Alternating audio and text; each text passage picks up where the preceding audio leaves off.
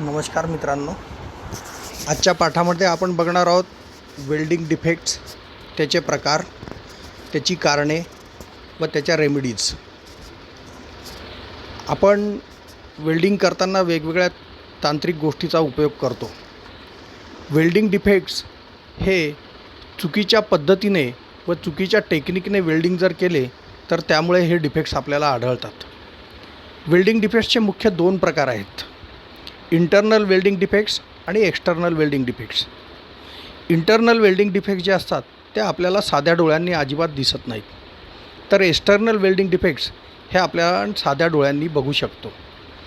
एखाद्या अनस्किल्ड वर्करनी किंवा ज्याला अनुभव नाही अशा वर्करनी जर वेल्डिंग चुकीच्या पद्धतीने केले तर वेल्डिंग डिफेक्ट्स हे तयार होतात. आपण बघूया इंटरनल वेल्डिंग डिफेक्ट्स आणि एक्सटर्नल वेल्डिंग डिफेक्ट्सचे जे प्रकार आहेत ते आपण आता इथे बघू. इंटरनल वेल्डिंग डिफेक्ट्स या खालील प्रकारामध्ये त्याचं क्लासिफिकेशन केलेलं आहे: पोरॅसिटी आणि ब्लो होल, क्रॅक्स, इन्क्लुजन आणि फ्युजन. एक्सटर्नल वेल्डिंग डिफेक्ट्सचं क्लासिफिकेशन हे खालीलप्रमाणे केलेलं आहे: incorrect profile of distortion, cracks, spatter and surface porosity आणि अंडरकट्स. याच्यामध्ये आपण टप्प्याटप्प्याने पुढच्या स्लाईडमध्ये प्रत्येक पद्धतीचा आपण अभ्यास करणार आहोत. यामध्ये आपल्याला इंटरनल आणि एक्सटर्नल वेल्डिंग डिफेक्ट्सची माहिती आपण घेणार आहोत. आता सर्वात प्रथम पाहूया आपण इनकम्प्लीट पेनिट्रेशन. इनकम्प्लीट पेनिट्रेशन केव्हा आपल्या लक्षात येते किंवा केव्हा तयार होते? जेव्हा वेल्डिंगची डेप्थ त्याच्या जोडाजवळ पूर्णपणे तिथे वेल्डिंग समावल्या जात नाही त्यावेळेस, किंवा त्या ठिकाणी गॅप्स राहतात, अशा वेळेस इनकम्प्लीट पेनिट्रेशनचा प्रॉब्लेम तयार होतो. इनकम्प्लीट पेनिट्रेशनचे प्रॉब्लेम तयार होण्यामागे आपल्याला जी कारणे आहेत ती आपण आता बघणार आहोत. या वेल्डिंग करताना जर त्या ठिकाणी गॅप तयार झाली किंवा त्या ठिकाणी गॅप निर्माण झाली तर या प्रकारचे डिफेक्ट्स आपल्याला दिसून येतात. आता या दोन्ही आकृत्यांमध्ये तुम्हाला दिसत असेल की जो वेल्डिंग केलेला मेटल आहे तो दोन्ही ओरिजिनल जोडाच्या मध्ये तिथे गॅप तयार केलेला दिसतो. याची कारणे आपण आता बघूया कशामुळे तयार होतात. Improper joints, too large root face, root gap आणि बिव्हेल गिअर.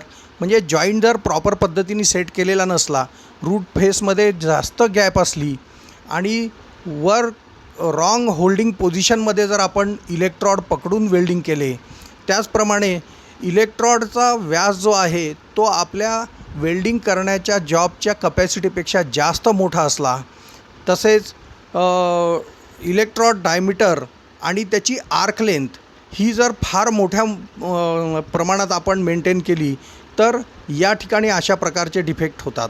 त्याचप्रमाणे वेल्डिंग करताना जर तुम्ही स्पीड जास्त ठेवला, फास्टर आर्क ट्रॅव्हलनी जर आपण वेल्डिंग केले तर हा डिफेक्ट तयार होऊ शकते. तसंच इम्प्रॉपर किंवा चुकीची पोलॅरिटी जर आपण वेल्डिंगमध्ये मेंटेन केली, पर्टिक्युलरली DC मशीन वापरताना, तर हे प्रॉब्लेम तयार होतात. याच्या रेमेडीज आपण पाहू. Increasing the heat input. यामध्ये आपल्याला उष्णतेचे इनपुट वाढवायचं आहे, ट्रॅव्हल स्पीड कमी करायचा आहे, सरफेस जॉईंट जे आहे ते प्रॉपरली फिट केले की नाही हे आपल्याला बघून घ्यायचं आहे, आणि जॉईंट जो आपण करणार आहोत त्या जॉईंटची डिझाईनमध्ये थोडाफार बदल करण्याकरता आपण विचार करू शकतो यामध्ये.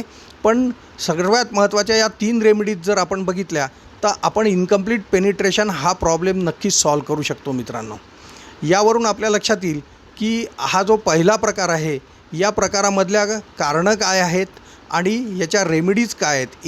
इनकम्प्लीट पेनिट्रेशनबद्दल आपण माहिती घेतली. आता आपण बघणार आहोत अंडरकट. अंडरकट म्हणजे आपण जर एखाद्या ठिकाणी 2 भाग आपण जोडत असताना त्या ठिकाणी आकृतीत दाखवले त्याप्रमाणे ग्रूव्ज तयार झाले, किंवा जो ओरिजिनल पॅरेंट मेटल आहे तो मेटलच्या कडा जर कट झाल्या तर त्या ठिकाणी आपण अंडरकट तयार झाले असे म्हणतो. यामध्ये ग्रूव्जची जी थिकनेस असते ती कमी होऊन जाते ज्या ठिकाणी वेल्डिंग करायचे आहेत, आणि त्यामुळे ह्या अंडरकट्स तयार होतात. आपण याचे कारणं बघणार आहोत. इलेक्ट्रॉडचा डायमीटर जास्त मोठ्या प्रमाणात वापरणे, लाँग आर्कचा वापर करणे, फास्टर आर्क ट्रॅव्हलचा उपयोग करणे म्हणजे जास्त जोरात वेल्डिंग करणे, मॅग्नेटिक आर्क ब्लो तयार होणे आणि हायर करंट याच्या रेमिडीज आहे प्रॉपर इलेक्ट्रॉडचा वापर करणे आणि प्रॉपर वेव्हिंग उपयोगात आणणे, त्याचप्रमाणे proper arc travel speed maintain करणे, याच्यामुळे आपण अंडरकट्स कमी करू शकतो. यानंतर बघणार आहोत मित्रांनो आपण क्रॅक्स कशामुळे तयार होतात. या ठिकाणी जर आपण जिथे वेल्डिंग करतो आहे त्या ठिकाणी वेल्डिंगचा जो धातू असतो तो जेव्हा सॉलिडिफाईड होतो, तो सॉलिडिफाईड होत असताना त्यामध्ये जर काही प्रॉब्लेम निर्माण झाले किंवा तो प्लास्टिक स्टेटमध्ये असतानाच आपण जर त्याला जास्त लवकर कूल करण्याचा किंवा इतर काही त्याच्यावर ऑपरेट करण्याचा प्रयत्न केला तर अशा प्रकारच्या क्रॅक्स तयार होतात. क्रॅक्स तयार होण्याची कारणे बघूया मित्रांनो आपण पहिले. Improper selection of proper material योग्य पद्धतीने सिलेक्ट करून जर आपण वेल्डिंग करत असू तरच आपल्याला या अशा प्रकारच्या क्रॅक्स दिसणार नाही. चुकीचे मटेरियल जर सिलेक्ट करून आपण वेल्डिंग करत असू तर आपल्याला क्रॅक दिसण्याची शक्यता जास्त असते. Welding current is not proper, म्हणजे आपण जो करंट वापरतो आहे दोन धातू जोडताना तो जर आपण योग्य पद्धतीचा वापरला नाही तर हा जो सॉलिडिफाईड होणारा धातू आहे हा या ठिकाणी आपल्याला प्रॉब्लेम देऊ शकतो. तसेच पोरॅसिटी आणि ब्लो होल्स याबद्दल आपण माहिती बघूया. पोरॅसिटी केव्हा तयार होते, जर एखाद्या बाहेरचे कण किंवा धुळीचे कण किंवा इतर काही जसे रॉडचा फ्लक्स वगैरे अशा गोष्टी जर आपण वेल्डिंग करताना वितळलेल्या धातूमध्ये मिक्स झाले तर पोरॅसिटी तयार होते. आणि पोरॅसिटी तयार होण्यामागे गॅसेससुद्धा त्याच्यामध्ये आपले निर्माण होऊ शकतात. त्या गॅसेसमुळे सुद्धा पोरॅसिटी तयार होऊ शकते. याची कारणे बघूया मित्रांनो आपण.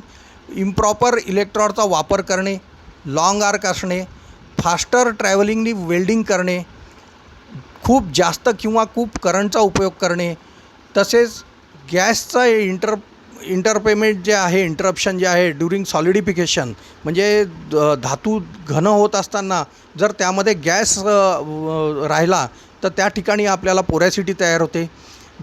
अस्वच्छ जॉब किंवा त्याचा सरफेस स्वच्छ न करून घेता जर आपण वेल्डिंग करत असो, तिथे ऑइल किंवा ग्रीस असेल तर अशा ठिकाणी पोरॅसिटी तयार होण्याची शक्यता असते मित्रांनो. यानंतर आपण याची रेमिडीज बघूया. इलेक्ट्रॉडचं प्रॉपर सिलेक्शन करणं व ते इलेक्ट्रॉड फिलर मटेरियल जे आहे त्याचं प्रॉपर सिलेक्शन करणं आवश्यक आहे.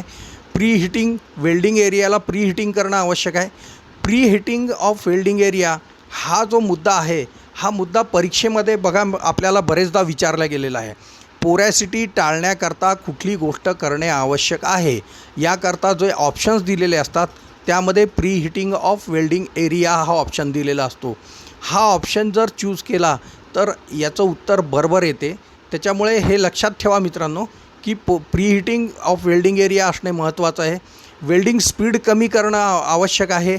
तसेच त्यामधून गॅस एस्केप झाला पाहिजे, निघून गेला पाहिजे, याची आपण काळजी घेणं आवश्यक आहे. आणि जॉबचं किंवा वेल्डिंग झोनचा प्रॉपर स्वच्छता ठेवणे आपल्याला आवश्यक आहे. तर मित्रांनो यामध्ये आपल्याला आपण पोरॅसिटी व ब्लो होल्स हे कशामुळे तयार होतात व त्याच्यावर जे काय रेमेडीज आहे हे आपण बघितलं. नंतर आपण बघूया स्लॅग इन्क्लुजन कशामुळे होते मित्रांनो. जेव्हा स्लॅगमध्ये काही फॉरिन मटेरियल्स त्याच्यामध्ये अटकतात आणि त्यामुळे ते आपल्या वेल्डिंगला वीक करत असतात, त्याची ताकद कमी करत असतात. या ठिकाणी रॉडचे बर्स, इतर धातूचे बर्स किंवा अनावश्यक वस्तू जर त्याच्यामध्ये त्या स्लॅगमध्ये मिक्स झाली तर त्या ठिकाणी वेल्डिंगचा जोड हा कमी ताकदीचा तयार होतो. याला स्लॅग इन्क्लुजन असे म्हणतात. म्हणजे जोड देत असताना दोन्ही जोडाच्या मधात जो आपला धातू आहे वितळलेला तो त्या धातूमध्ये जर इतर अनावश्यक गोष्टी मिक्स झाल्या तर स्लॅग इन्क्लुजन होते. याचे कारणे बघूया मित्रांनो. खूप हाय किंवा लो करंट, इलेक्ट्रॉडचा चुकीचा डायमीटर वापरणे, तसेच चुकीच्या अँगलनी इलेक्ट्रॉड पकडून वेल्डिंग करणे, चिपिंग व क्लिनिंग हे प्रॉपर न करणे याच्यामुळे, तसेच वेल्डिंगची जे आहे आपली वेल्डिंग करण्याची जी जागा आहे ती चुकीच्या पद्धतीची निवड करणे याच्यामुळे हे प्रॉब्लेम्स तयार होऊ शकतात. याच्या रेमेडीज काय बघा मित्रांनो. वेल्डिंगचा जो सरफेस आहे तो व्यवस्थित क्लीन करून घेणे आवश्यक आहे. त्याच्यावर इतर कुठलीही गोष्ट डिपॉझिट होणार नाही याची काळजी घेणं आवश्यक आहे. गॅस निघून जायकरता सफिशियंट आपल्याला स्पीड व्यवस्थित ठेवून त्याचा गॅस निघून जायकरता सफिशियंट शिल्डिंग आपल्याला ठेवणं आवश्यक आहे. तसेच कुठल्याही प्रकारच्या जॉबच्या पृष्ठभागावर रेसिडेन्शियल मटेरियल किंवा इतर काही कण किंवा इतर अनावश्यक गोष्टी त्यामध्ये मिक्स होणार नाही, ऑइल वगैरे, याची दक्षता घेणं आवश्यक आहे. तर स्लॅग इन्क्लुजन कशामुळे तयार होते, त्याचे कारणे काय व त्याच्या रेमेडीज काय हे आपण आत्ताच नेमकं बघितलेलं आहे मित्रांनो. पुढच्या स्लाईडमध्ये आपण बघणार आहोत स्लॅग इन्क्लुजनप्रमाणेच आपल्याला इतर डिफेक्ट्सलासुद्धा बघायचे आहेत. तर ते आपण आता पुढच्या स्लाईडमध्ये बघणार आहोत मित्रांनो. या ज्या रेमेडीज आहेत किंवा हे जे कारणे आहेत किंवा हे जे वेल्डिंग डिफेक्ट्स आहेत, या डिफेक्ट्सची योग्य दक्षता घेऊन वेल्डिंग करणं आपल्याला आवश्यक आहे मित्रांनो. स्पॅटर का बरं तयार होतात, एक लक्षात घ्या. ज्या धातूनी आपण वेल्डिंग करत असतो, वेल्डिंग करत असताना वेल्डिंग रॉडच्या धातूचे किंवा याचे अनावश्यक कण जेव्हा आपल्या वेल्डिंग केलेल्या एरियाच्या आजूबाजूला जमा होतात, त्याला आपण स्पॅटर असे म्हणतो. ते हे जे स्पॅटर आहे हे वेल्डिंगप्रमाणेच आपल्या जॉबच्या आजूबाजूला ते पूर्ण पक्के बसून जातात व ते वेल्डिंग केलेलं अतिशय चुकीच्या पद्धतीचं वेल्डिंग दिसतं. म्हणून स्पॅटर येणं, हे वेल्डिंगमध्ये स्पॅटर येणं ही चुकीची गोष्ट आहे. याची कारणे बघूया. एक्सेस आर्क करंट जर आपण ठेवला, करंट जास्तीचा ठेवला तर हे स्पॅटर तयार होतात. लॉंग आर्क किंवा डॅम्प चुकीचा इलेक्ट्रॉड आपण वापरला तर स्पॅटर तयार होतात.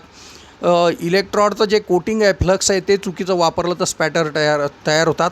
आणि गॅस जो असतो वेल्डिंग करताना, तो जर पद्धतशीर आपण निघून जाऊ दिला नाही तर स्पॅटरसुद्धा तयार होतात. कारण गॅस निघत असताना तो वितळलेल्या धातूला मधून निघतो व त्याचे कण तो आजूबाजूला आपल्या वेल्डिंग एरियाच्या जॉबच्या पृष्ठभागावर फेकतो, त्यामुळे हे स्पॅटर तयार होतात. याच्या रेमेडीज बघू आपण. Proper current, welding current, arc length आणि फ्रेश इलेक्ट्रॉड वापरणं आवश्यक आहे. डंप इलेक्ट्रॉड जर आपण वापरला तर त्यामुळे हे स्पॅटर तयार होतात. AC पॉवर आणि व्यवस्थित आर्क करंट वापरणं आवश्यक आहे. यानंतर आपण बघणार आहोत मित्रांनो डिस्टॉर्शन. हा सर्वात महत्त्वाचा भाग आहे आपल्या वेल्डिंग डिफेक्ट्समध्ये.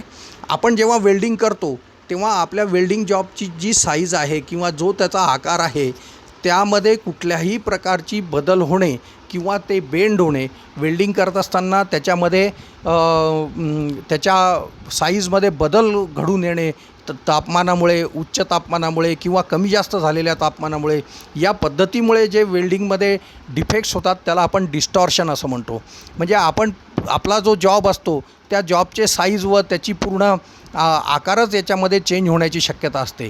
याच्यामध्ये एक महत्त्वाची गोष्ट आहे, आपण बघतोच आहे की जर एखाद्या वेल्डिंग करत असताना 2 जोड जेव्हा आपण देतो तेव्हा एखाद्या भागाला जास्त हीट पोहोचणे, दुसऱ्या भागाला कमी हीट पोहोचणे व इम्प्रॉपर हिटिंग जर त्याचं झालं आणि वेल्डिंग मटेरियल एक्सेस प्रमाणात जर डिपॉझिट झालं तर डिस्टॉर्शन होण्याची शक्यता असते. याच्यामध्ये काय असते मित्रांनो की वेल्डिंग मटेरियल अनइक्वल पद्धतीने किंवा चुकीच्या पद्धतीने जेव्हा आपण वेल्डिंग मटेरियल भरण्याचा प्रयत्न करतो तेव्हा डिस्टॉर्शन होण्याची शक्यता जास्त असते. याची कारणे बघूया मित्रांनो आपण. जेव्हा आपण वेल्डिंग करतो तर जास्त पासेस किंवा छोटा डायमीटरचा रॉड जर आपण वापरला तर यामध्ये डिस्टॉर्शन होते. खूप कमी स्पीडनी जर आपण वेल्डिंग केलं तर डिस्टॉर्शन निर्माण होण्याची शक्यता असते. जास्त स्ट्रेस जर त्यामध्ये निर्माण झाला वेल्डिंग करत असताना तर तिथे डिस्टॉर्शन होण्याची शक्यता असते. आणि इम्प्रॉपर सिक्वेन्स जर वेल्डिंगचा वापरला तर डिस्टॉर्शन होण्याची. याच्या रेमेडीज पाहूया आपण. Proper amount of metal deposit करणे आवश्यक आहे. नंबर ऑफ वेल्ड पासेस व्यवस्थित यूज करणे आवश्यक आहे. आणि या सर्व रेमेडीज आपण जर व्यवस्थित वापरल्या तर आपण वेल्डिंगमधले डिफेक्ट्स कमी करू शकतो. तर मित्रांनो धन्यवाद. मी गिरीश वाईकर, औप्रा संस्था देऊळगाव राजा. आपल्याला वेल्डिंग, त्याचे डिफेक्ट्स, त्याचे कॉजेस आणि त्याच्या रेमेडीज या मी तुम्हाला सांगितलेल्या आहे.